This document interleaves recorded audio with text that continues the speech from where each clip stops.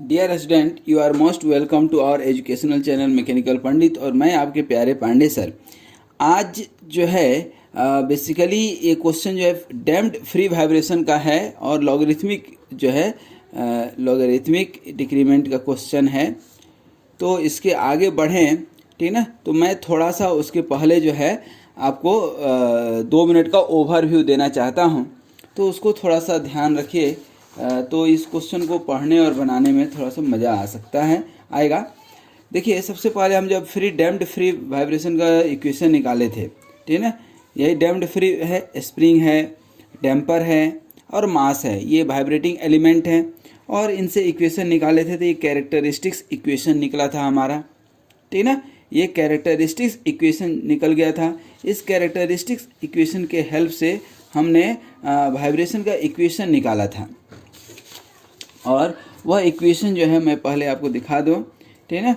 ये इक्वेशन कुछ निकला था, ये देखिए यहाँ कॉस साइन के फॉर्म में, ठीक है। अब इसको हम बहुत ज़्यादा डिटेल में नहीं बताना चाहते हैं, क्योंकि हमें डायरेक्ट इक्वेशन की ज़रूरत पड़ेगी। तो इक्वेशन हम चाहें तो आपके लिए लिख भी सकते हैं इन शॉर्ट, ठीक है ना। अब देखिए, हम थोड़ा सा इक्वेशन यहाँ लिख ही देते हैं ताकि आपको जो है आगे दिक्कत ना हो कहीं, ठीक ना। इक्वेशन जो है हमारा जो निकला था डैम्प्ड फ्री वाइब्रेशन का एक्स ऑफ टी, ठीक है ना। ये किसके लिए हम इक्वेशन लिख रहे हैं? Damped free vibration. ध्यान रखिएगा, मैं आपको अभी समझा भी दूंगा। डैम्प्ड फ्री वाइब्रेशन मैं बार बार ये लिखता हूँ। और damped free vibration that means कि आपका ये एक बार समझा देता हूँ, थोड़ा सा भले टाइम लग जाए लेकिन आपको समझ में आना चाहिए। ये डैम्पर हो गया, ये क्या हो गया? मास हो गया, ठीक है। ये स्प्रिंग हो गया, स्टिफनेस हो गया। अब इसका कैरेक्टरिस्टिक्स इक्वेशन क्या है? mx डबल डॉट प्लस सी एक्स डॉट प्लस के एक्स इक्वल टू 0। ये हमारा क्या हो गया था? Characteristics equation. अब ये जब इसका हम सॉल्यूशन निकाले थे दोस्त, क्या निकाले थे? सॉल्यूशन निकाले थे। तो इसका सॉल्यूशन क्या आया था ये समझिएगा। इसका सॉल्यूशन आया था जो है x equal to x of t, या जो भी आप मान लें, x of t equal to equation आया था e to the power minus zeta omega n t, ठीक है ना। ब्रैकेट में a कॉस या साइन जो भी आपको लेना है, a cos omega d into T minus b sine omega d into T. अब इसमें बहुत सारे टर्म्स आ गए। बोलिएगा सर ये सब क्या जादू आपने लिख दिया? तो कुछ जादू नहीं है, समझ लीजिए। जीटा क्या है? डैम्पिंग रेशियो C अपन CC, ठीक ना। C क्या है? डैम्पिंग कोफिशिएंट, यही जो है वही।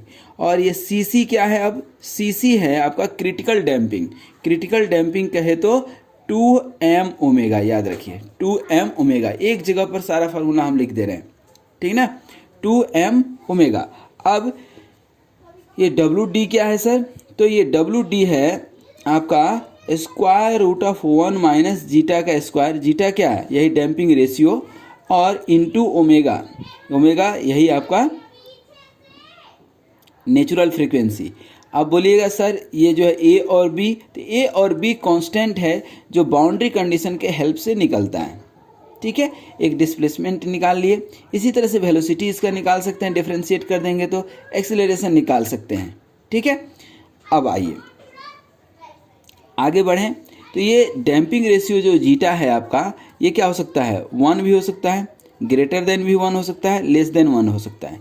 जब लेस देन 1 होता है तब कंडीशन बनता है अंडर डैम्प्ड का, अंडर डैम्प्ड वाइब्रेशन का। ये क्या होता है? Over damped. और ये होता है क्रिटिकली डैम्प्ड, ठीक है। अब ओवर अंडर डैम्प्ड में हम लोग पढ़ते हैं क्या? जो है लॉगरिथमिक डिक्रीमेंट। क्यों पढ़ते हैं भाई? पढ़ना क्यों जरूरी है? ठीक है, नहीं पढ़े तो क्या हो जाएगा, ठीक है ना। तो दोस्तों कुछ नहीं होगा ये कि यहाँ पर जब हम ओवर डैम्प्ड, अंडर डैम्प्ड और ये पढ़ते हैं तो तीनों का ग्राफ प्लॉट किए। किसके लिए? Amplitude versus time period. अब यहाँ पर ये जो ग्रीन कलर का देख रहे हैं, ये बेसिकली अंडर डैम्प्ड का है, ये क्रिटिकली डैम्प्ड का, ये ओवर डैम्प्ड का। तो अंडर डैम्प्ड में देखिए किस तरह से एम्पलीट्यूड हर साइकिल में थोड़ा सा कम होते जाता है। यहाँ पर ज़्यादा है उससे बाद थोड़ा सा और कम हो गया, थोड़ा और कम हो गया, थोड़ा और कम हो गया। तो यहाँ पर एक रेशियो निकालते हैं कि यहाँ पर मान लीजिए 20 था, यहाँ पे 19 हो गया।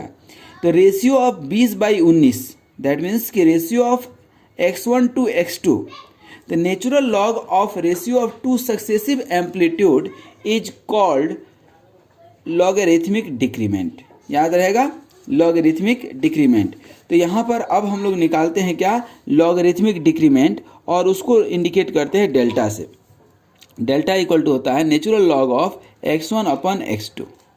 ठीक ना, ध्यान रखिएगा। फिर से हम आपको याद दिला दें कि नेचुरल लॉगरिथमिक मतलब क्या, ये आपका ये कुछ ऐसा है, और यहाँ पर जो ग्राफ प्लॉट होता है, ठीक ना, यहाँ से शुरू हुआ, ये धीरे धीरे कम होते जाएगा।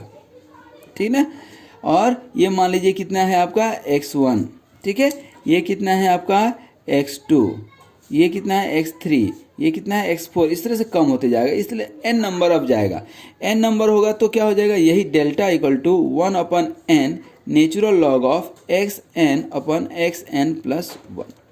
ठीक है, इसके अंदर भी कुछ फार्मूला निकल करके आता है कि डेल्टा इक्वल टू ही in terms of damping ratio, in terms of damping ratio क्या होता है, तो 2π zeta upon square root of 1 - zeta का स्क्वायर, ये फार्मूला होता है, याद रखिएगा।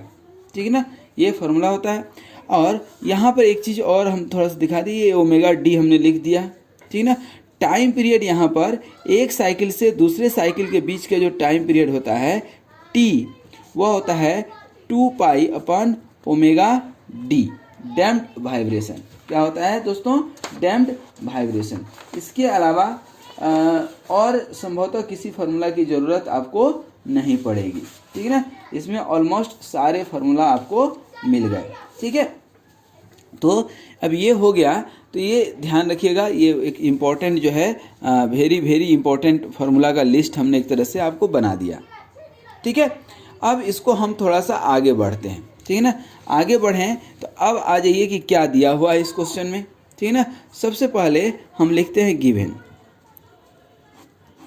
इस क्वेश्चन में क्या गिवन है, क्या बोल रहा है कि the damped vibration record of A spring mass dashpot. अभी स्प्रिंग मास डैशपॉट बनाने की ज़रूरत संभवतः नहीं है, ये आपके दिमाग में फिगर रहना चाहिए हमेशा। ठीक है, क्या बोल रहा है, the damped vibration record of A spring mass dashpot shows the following data. Amplitude of second cycle 12 mm। Amplitude of second cycle का मतलब क्या है, यहाँ पर सेकेंड साइकिल कहाँ से आ गया। ठीक है ना, हम तो फर्स्ट साइकिल पढ़े थे। ठीक है ना, अब सेकेंड साइकिल का मतलब यहाँ से थोड़ा सा हम समझाना चाहेंगे इस फिगर से। ठीक है ना, इस फिगर से।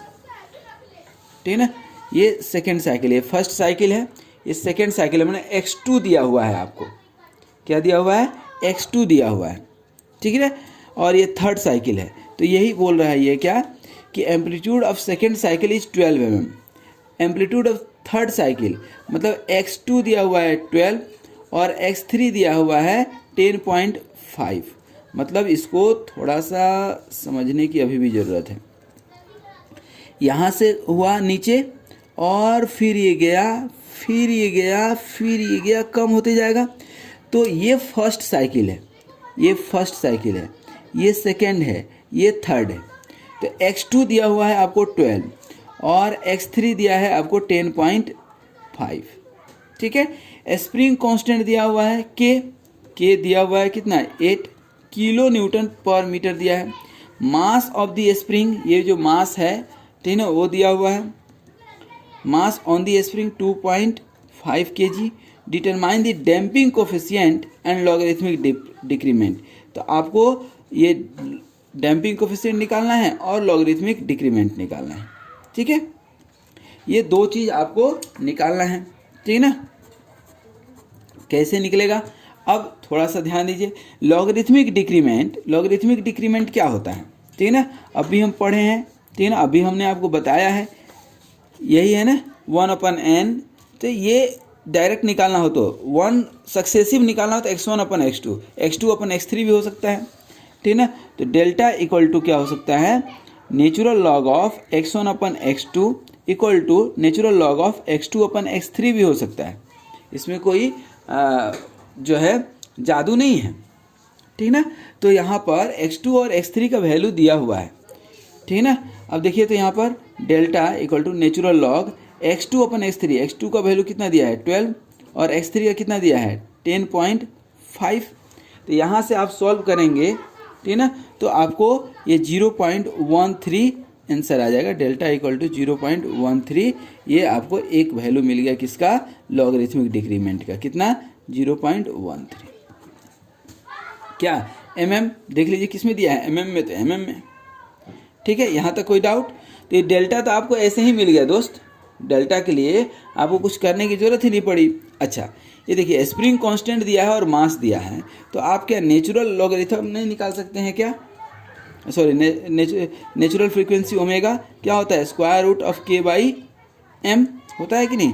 तो के बाई एम होता है और ये के का वैल्यू दिया हुआ है कितना 8000 हम लिखेंगे क्योंकि किलो दिया हुआ है, और यहाँ पर 2.5, इसको आप सॉल्व करेंगे तो ये ओमेगा इक्वल टू कितना निकल करके आ जाएगा आपका 56 या 57 के आसपास आएगा, 56.5 रेडियन पर सेकेंड लिख लेते हैं, इसी के आसपास आएगा। ये नेचुरल लॉगरिथम आ गया, ठीक ना।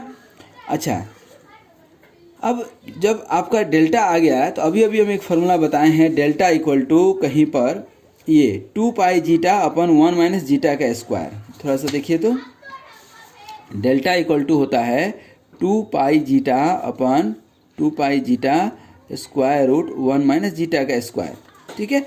और यहाँ पर जीटा इक्वल टू होता है c अपन सी सी, ठीक है।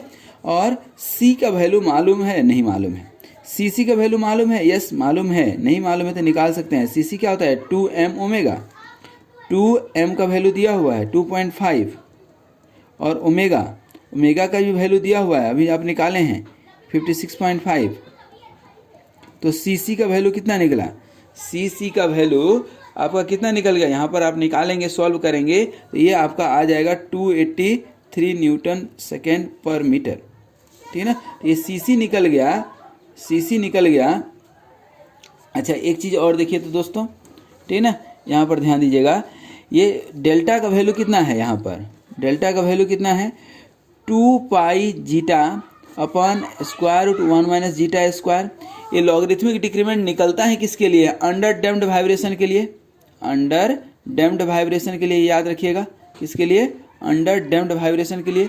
ये अंडर डैम्प्ड वाइब्रेशन के लिए यदि निकलता है, ये यदि अंडर डैम्प्ड वाइब्रेशन के लिए निकलता है, इसका मतलब कि जीटा का वैल्यू लेस देन 1 होता है।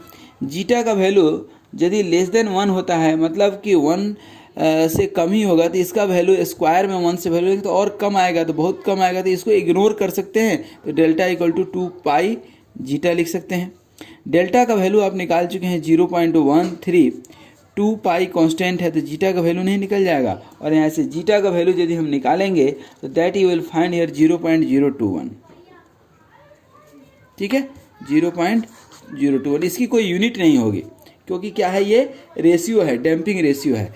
अब आ जाइए, यही जीटा क्या होता है c अपन सी होता है या नहीं।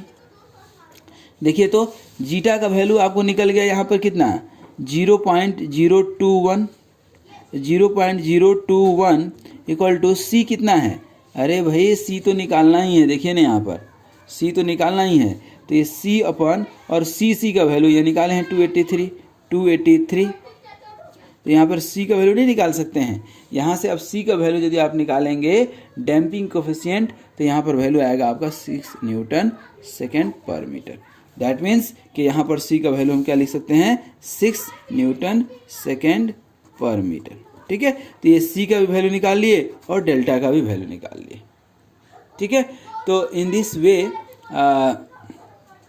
ये लॉगरिथमिक डिक्रीमेंट का क्वेश्चन था, ठीक है ना। बहुत ही अच्छा क्वेश्चन है, 3-4 क्वेश्चन है जिसमें डैम्प्ड फ्री वाइब्रेशन का पूरा कॉन्सेप्ट आपका क्लियर हो जाना है, ध्यान रखिए, ठीक है ना। तो इस तरह से ये क्वेश्चन बनाइए और उम्मीद करते हैं कि ये क्वेश्चन आपको बहुत अच्छे से समझ में आया होगा, बशर्ते कि ये भी हम उम्मीद करेंगे कि ये जो हमने फार्मूला जो लिखा आपको, ठीक है ना, ये फार्मूला एकदम दिमाग में बैठा लीजिएगा, ठीक है ना। ये बार बार ज़रूरत पड़ेगा, हर बार ज़रूरत पड़ेगा, ठीक है ना।